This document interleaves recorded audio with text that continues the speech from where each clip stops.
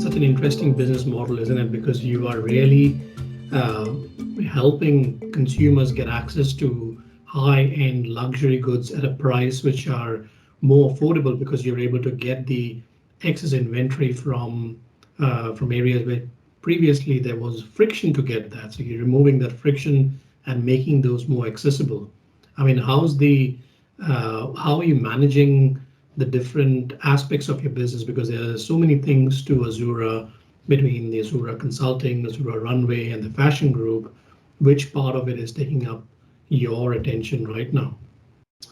Definitely, it's the kind of the parent company, the more the business to business side. We started out obviously doing that in the beginning by narrowing it through or funneling it through to other retail partners.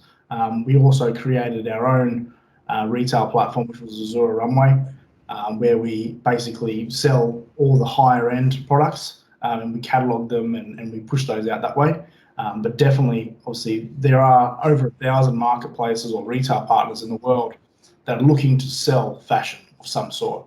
So by having feeds from us or a distribution channel from us out to those channels, it's kind of the opportunities are limitless there. Yeah, and I think if anything, that this whole COVID time period has shown that how much connectivity can improve in a very short period. But with that comes, unique challenges, lots of challenges.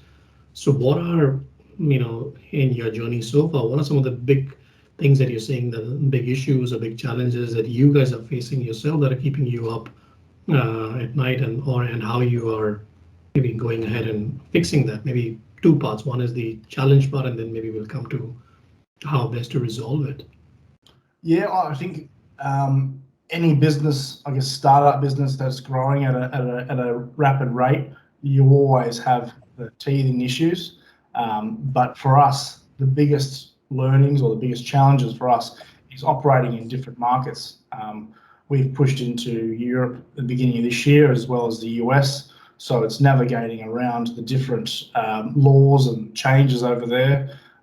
In Europe, they just changed the law on the 1st of July, which shut out basically all retailers from Australia or the US from selling into the EU because of tax reasons. So we've had to open up a company there and warehouses over in Europe. And we did that in under a week, basically, so we didn't have any downtime with our retail partners.